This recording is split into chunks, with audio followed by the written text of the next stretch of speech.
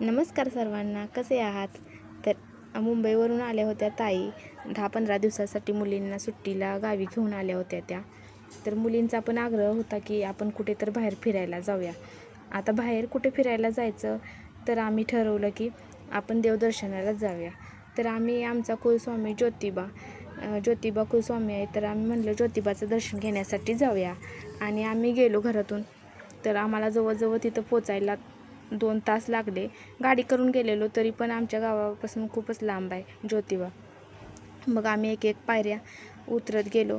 आणि मंदिर आता लग्नाचं पण सीझन आहे, त्यामुळे सगळीकडे नवरा नवरीच्या अशा जोड्या होत्या.